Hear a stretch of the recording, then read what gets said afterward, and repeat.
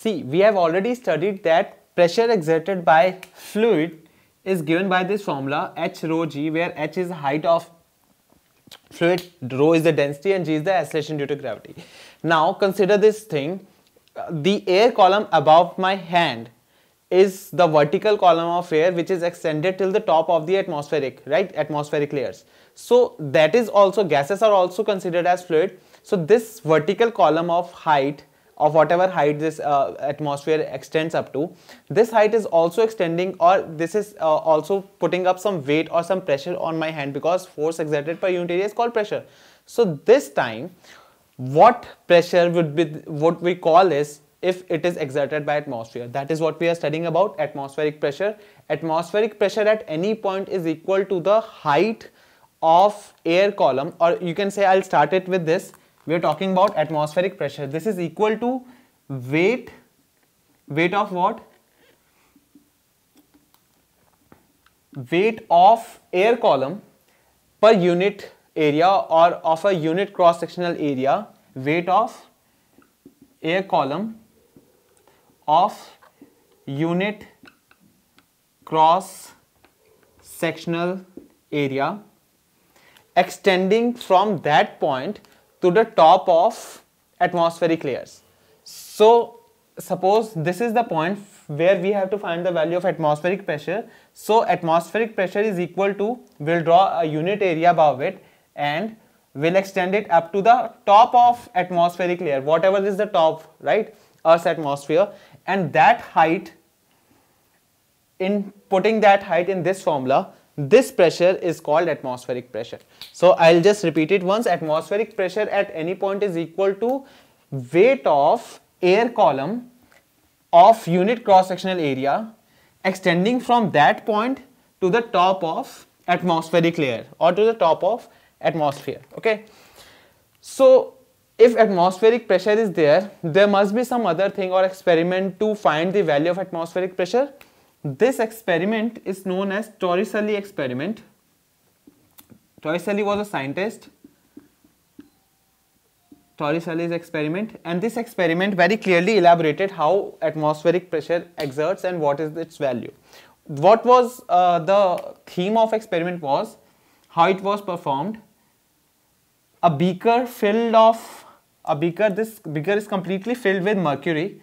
Okay, it is taken, and there is a test tube, you can say any tube. This is also filled entirely with mercury, and this tube, see how we are doing this thing. Suppose this is the beaker, this is the tube. I filled it completely with the mercury, closed it up and dipped it inside this mercury tank or mercury beaker and removed the thumb. Now what is the new thing now here? Here the mercury filled tube is like this. Okay, this tube was, at that time was, during the experiment it was taken to be of 1 meter in length. So right now what is happening, initially it was completely filled with mercury, but when the lower opening or lower closure was removed, what happened? The mercury started moving or falling back, falling down, creating a small vacuum inside the tube, right? This will happen.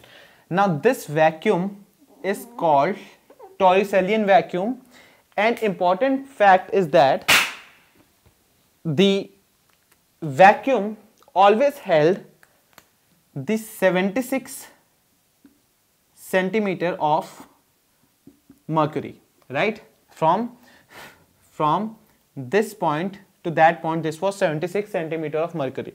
Now the thing is, no matter what the position or the way we incline this tube, suppose this tube is not inclined straight vertically upwards, suppose this tube is inclined in this way, even then the vertical height up to which the mercury remains suspended inside the tube was still 76 centimeter only, right? So what the explanation of Torricellian theory was, the atmospheric pressure is applicable on the open side of this mercury, right? I'll draw this diagram again. This is our beaker. This beaker is filled with mercury, right? Now this is our tube where 76 centimeter of mercury is there. So the theory states that these sides or this open layer of mercury on which atmospheric pressure is directly applicable, they can hold up only up to 76 centimeter of mercury, and this is what the value of atmospheric pressure must be. The atmospheric pressure is measured to be that pressure which can hold 76 centimeter of mercury in its column. So according to that theory, if I use P is equal to H rho G, height of mercury column is 76 centimeter, that is 0.76 meter. Density, mercury's density is 13.6 into 10 raised to power 3 kg per meter cube multiplied by, this is 0.76, multiplied by 9.8 or acceleration due to gravity, which is 9.8 meter per second square.